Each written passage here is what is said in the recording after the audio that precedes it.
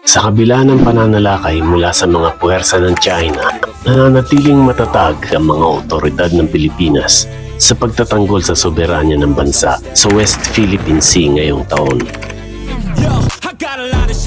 Madalas nauuwi sa malalagim na insidente ang mga engkwentro sa pagitan ng pinagsamang puwersa ng Philippine Coast Guard, Philippine Navy at Bureau of Fisheries and Aquatic Resources kontra naman sa China Coast Guard at People's Liberation Army Navy ng China. Binomba ng China Coast Guard patrol ships ng malakas nilang water cannon ang mga patrol vessels ng Philippine Coast Guard.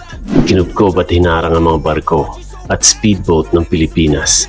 At madalas pa ay binabangga at tila pa gustong palubugin ang mga sasakyang pandagat ng Pilipinas sa ilang pagkakataon. Noong huling bahagi ng Agosto, ang BRP Teresa Magbanua, isa sa mga patrol vessels ng Philippine Coast Guard, ay binangga ng hindi bababa sa 3 beses ng barko ng China Coast Guard na may bow number 5205. Ang insidenteng ito ay nag-iwan ng mga butas sa ilang bahagi ng BRP Teresa Magbanua habang ito ay nagbabantay sa Escoda Shoal. Ayon sa mga otoridad, ang China ay pinaghihinalaang nag-uumpisa na magsagawa ng reclamation sa lugar. At patunay dito ay ang mga durog na corals na itinambak na doon. Ang panghaharas ng mga opisyal ng China sa mga tauhan ng Pilipinas ay nagdulot din ng mga pinsala at pagkasugat sa panig ng mga tropang Pinoy. Noong kalagitnaan ng Hunyo, nang magsagawa ng humanitarian mission ang Armed Forces of the Philippines sa mga tropang nakatalaga sa BRP Sierra Madre sa Ayungin Shoal, naputulan ng daliri si Seaman's First Class Jeffrey Facundo matapos ang isang high-speed ramming incident sa pagitan ng mga rigid hull inflatable boats ng mga puwersa ng China at Pilipinas. Tinawag itong isang aksidente ni Commodore J. Tariela, tagapagsalita ng Philippine Coast Guard para sa mga usapin sa West Philippine Sea.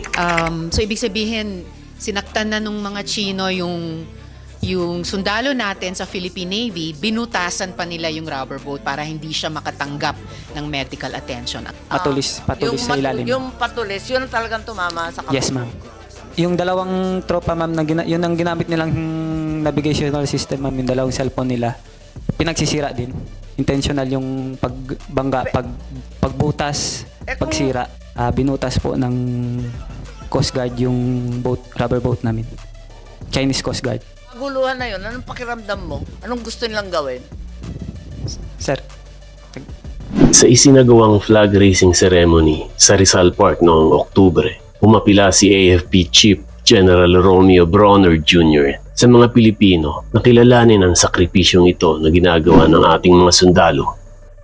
Sila ay nakadeploy sa 9 na inookupahang features ng West Philippine Sea. Natatandaan niyo pa ba ang tinaguriang monster ship ng China?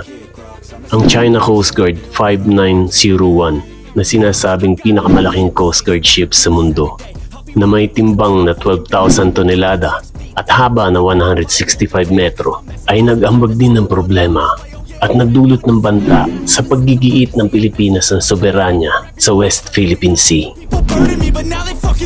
Sa kabilang banda, paulit-ulit na tiniyak ng Philippine Coast Guard sa publiko na ang Escoda Shoal na nagsisilbing tagpuan para sa resupply mission para sa BRP Sierra Madre sa Ayungin Shoal ay binabantayan pa rin ng pamahalaan ng Pilipinas kahit na umalis na ang BRP Teresa Magbanua sa lugar matapos ang 6 na buwang deployment noong Setyembre na halos ikamatay sa gutom ng mga tauhan nito dahil sa pangharang ng mga puwersa ng Chinese Coast Guard sa pag-supply natin ng pagkain at inumin. Ang mga pagsisikap na ipagtanggol ang West Philippine Sea ay nakakuha pa ng suporta sa Pangulong Marcos na nagpahayag ng kanyang ikatlong State of the Nation Address o SONA ngayong taon. Aniya, ang West Philippine Sea ay hindi katang-isip lamang. Ito ay atin. Umapila naman ang punong ehekutibo ng mga uniformed forces na sangkot sa pagbabantay sa West Philippine Sea sa pamamagitan ni Police Spokesperson Brigadier General Jean Fajardo na refrain from provocative stance. Pinanindigan naman ni Tariela ang kanyang mga pag-atake sa China gamit ang kanyang X account kung saan niya ay pinapahayag na ang China ang bully at lumalabag sa international na batas at sa 2016 arbitral ruling. Ang nasabing hatol ay nagpawalang bisa sa 9-line claim ng China sa buong South China Sea at tuluyang nagpatibay sa soberanya ng Pilipinas sa 200 nautical mile exclusive economic zone na bumubuo sa West Philippine Sea. Nanawagan din siya sa publiko na huwag suportahan ng mga opisyal ng gobyerno na inuuna ang pag-aaral ng Mandarin upang batiin ang mga Chino para sa kanilang bagong taon o nagsasamantala sa paksa ng West Philippine Sea para lamang atakihin ang kanilang mga karibal sa politika. Bukod dito, minaliit niya ang bagong patakaran ng China na ipiit ang mga dayuhang trespasser sa South China Sea na sakop ng teritoryo ng China nang walang paglilitis sa loob ng hanggang 60 days at tinawag itong empty threat. Nagbunga ang patuloy na pagsisikap ng Philippine Coast Guard na bantayan ang West Philippine Sea na may suporta mula sa international community. Nitong Disyembre, nagbigay ang pamahalaan ng Germany ng mga drone unit sa ahensya. Gayon din ang pangako nito na susuporta ng Pilipinas sa paggigiit ng mga karapatan ng soberanya sa West Philippine Sea.